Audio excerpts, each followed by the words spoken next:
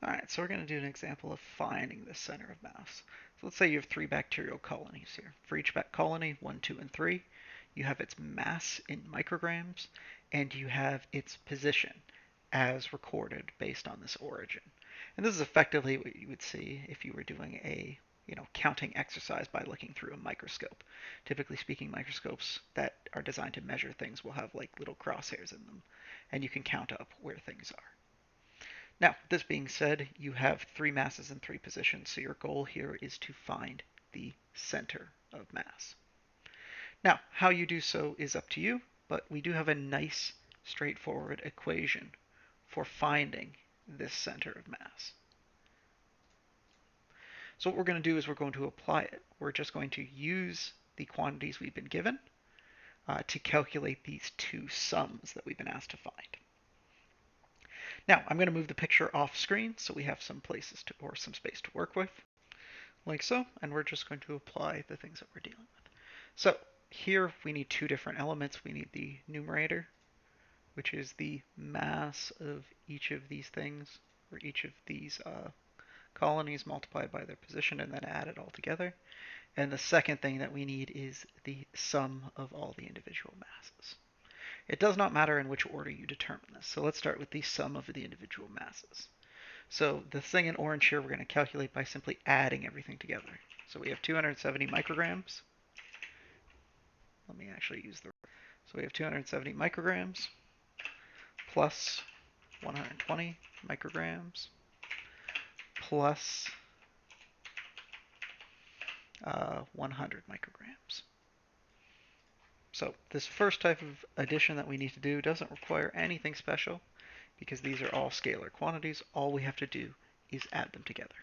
And if we do add them together, we'll get a grand total of 490 micrograms. All right, so that's the first thing that we need to deal with. So with that, we're all set and ready to go for the bottom part. Now, for the top part, what we need to do here is we need to take each of our masses and multiply them by the positions and add them together. So that's what we're going to do here. I'm going to leave out the units to make this a little bit more palatable. We're going to start with the first one. We have 270 micrograms for the mass, and we're going to multiply this by, let's just get rid of the bolding here. We're going to multiply this by the vector position. We're then going to add this to the second mass, which is again 120 micrograms, multiplied by the second position in nanometers. We're then going to add that to the third mass, multiplied by the final position, like so. And then we're going to add them all together. Now, in this particular instance, we can start with the first multiplication. Keep in mind that when you're multiplying a vector by a scalar, it follows the distributive property. You have to multiply both numbers by the one outside. So 270 times 2 is 540, and 270 times 35 is 9,450. Right, and that's what we did for the first one. We're then going to repeat these for the second two.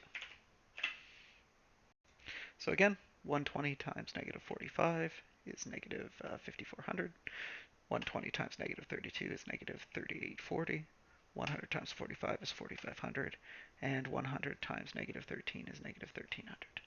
Once done, we're literally just going to add these all together. Keep in mind, when you're adding vectors together, the x and the y parts are... And so putting these all together will give us our final sum for the terms outlined in green. Now, to find our center of mass, all we need to do is we just need to divide these two things. The units here will work out nicely because for our mass multiplied by position, we have micrograms times nanometers, like so. So putting these all together, what we're going to do is to find our center of mass position. We're going to take the top sum, and we're going to divide it by the total mass.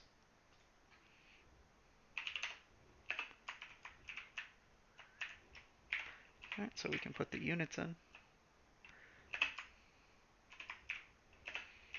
And what you'll notice here is the micrograms will cancel out, and this will leave us with a center of mass that is just in nanometers, like so. Right, so basically we're going to be pretty close to the origin. Now, with this type of thing, you can always do a quick sanity check. You can actually find out where the center of mass is on your particular diagram, and you can ask yourself if it makes sense. So that's what we're going to do here.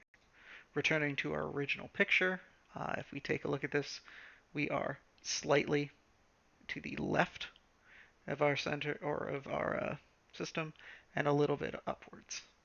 So roughly speaking, we're probably around here. Now, if you take a look at this, you'll notice that although we're not, quite in the geometric center of these three things, we are fairly close to the middle. So this indicates that it's past our quick check. If we found out that we were over here, this is obviously wrong because we're nowhere close to the center of our distribution.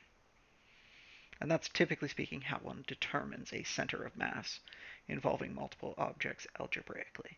We're not going to deal with solid objects because that would require integration as opposed to summation.